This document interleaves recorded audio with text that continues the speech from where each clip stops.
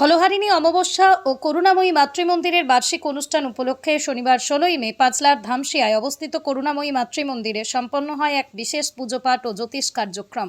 মূলত জ্যোতিষ রত্ন দিকপাল জ্যোতিষ স্বর্গীয় রণজিৎ ঘোষালের হাত ধরে পথ চলা শুরু। পরে ওনার প্রয়াণের পর ওনার সুযোগ্য পুত্র জ্যোতিষ সোমনাথ ঘোষালের হাত ধরে সম্পন্ন হয়ে আসছে সমগ্র অনুষ্ঠান।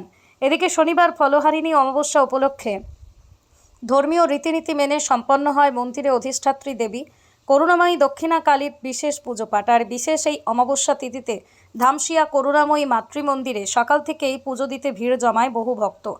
অন্যদিকে মন্দিরে আসা সকল ভক্তবৃন্দের মঙ্গল কামনায় বিশেষ হোমযজ্ঞের আয়োজন করে করুণাময়ী মাতৃমন্দির কর্তৃপক্ষ। পাশাপাশি আগত সকল ভক্তবৃন্দের জন্য বিশেষ ভোগের আয়োজন করে করুণাময়ী মাতৃমন্দির কর্তৃপক্ষ।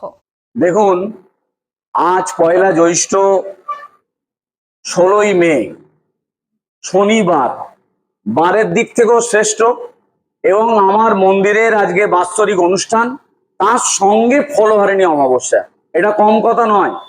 মানুষের উদ্দেশ্যে একটা কথাই বলবো যে আমার মন্দিরে আজকে হাজার হাজার মানুষ এসছে, সংখ্যা আমি বলতে পারবো না কত মানুষ এসছে।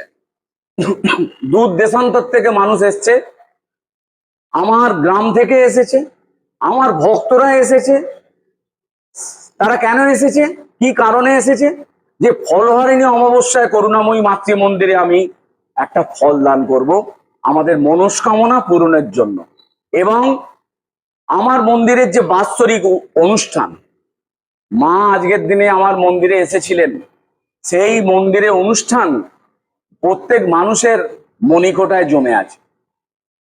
সেই উদ্দেশ্যকে চরিতার্থ করবার জন্য আজকে আমি এই অনুষ্ঠান করেছি এবং প্রত্যেক মানুষকে আমি আহ্বান জানিয়েছি এবং আমি খুব আপ্লুত এবং খুশি।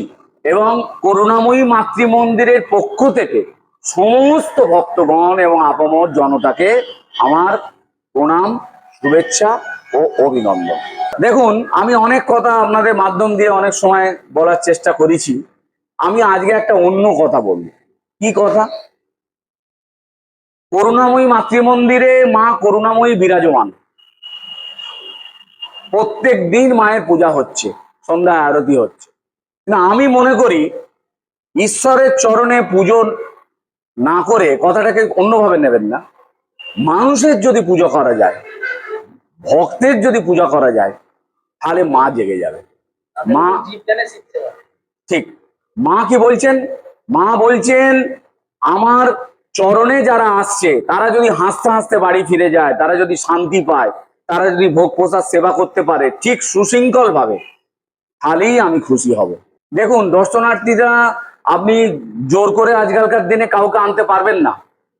আমি মানুষকে যদি ভালোবাসা দিতে পারি, তাদেরকে ঠিক সেবা করতে পারি, বা তাদের যে আকাঙ্ক্ষা আশা, যে কারণে তারা মন্দিরে আসছেন, সেইটা আমি যদি মায়ের মাধ্যম দিয়ে, পূজার মাধ্যম দিয়ে, আমার এই দশমহাবিদ্যা, মহামৃত্যুঞ্জয়, নবগ্রহ যে ক্রিয়া, তার মাধ্যম দিয়ে যদি মানুষকে শান্তি দিতে পারি, তারই মানুষ আপনার পাশে এবং আপনার মন্দিরে ছুটে ছুটে আসবে।